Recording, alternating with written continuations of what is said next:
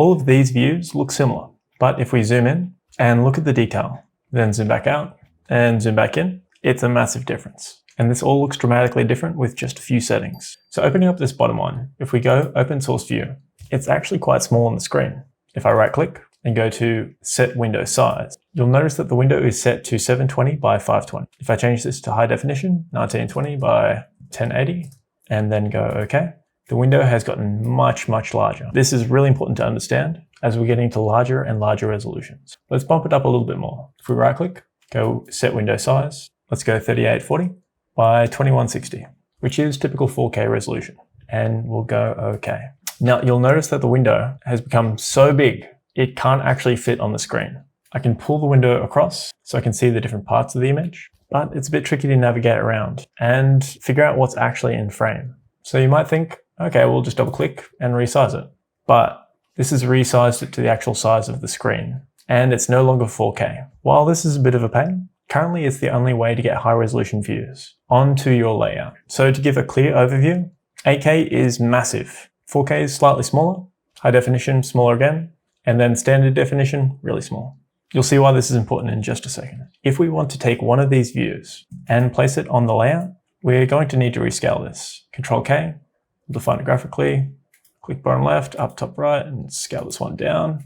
I'll also grab our high definition one as well. Then I'll resize both of them at the same time until we can fit both of them onto the page. So we've resized the view, but the screen size has stayed the same. So when we zoom in, we have a lot of detail in this 8K one versus when we zoom in on the high definition one, things start to get a bit more pixelated, even though they're the same size on the page. So as a quick summary, if we go back into our 3D view, but in here we can actually set what we want our view to be. So round about here. After this, I'd set the window size, 3840 by 2160. We'll go OK.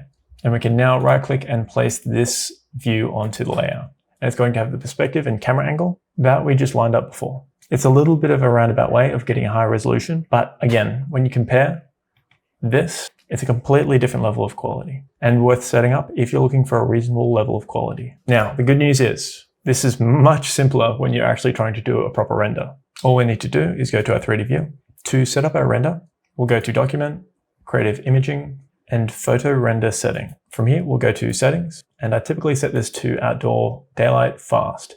If you don't have this one in your options, you'll want to go to Show More, then scroll on down until you find Outdoor Daylight Fast Physical. The medium and final take way, way longer. And these days, when you've got programs like Twinmotion, Lumion, it's not worth waiting for renders anymore. For a reasonable level of quality of render, Outdoor Daylight Fast, and we'll go OK.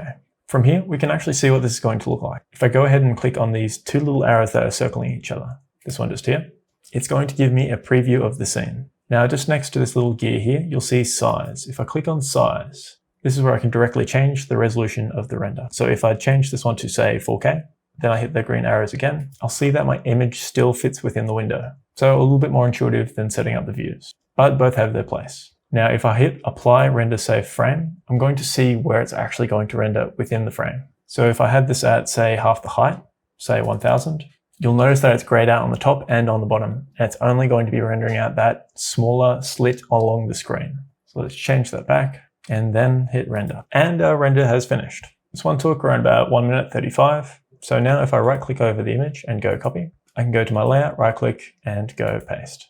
I'll go ahead and resize this one so that it fits on the page. I've actually got a video where I cover a bunch of different render styles. It covers more kind of sketch type styles all the way to your typical render. I'll put a link to it just over here. If you like this kind of step-by-step information, I've recently created a poster based on one of my previous videos. I'll put a link to the original video just up here. And if you'd like the free poster, I'll put a link down in the description below.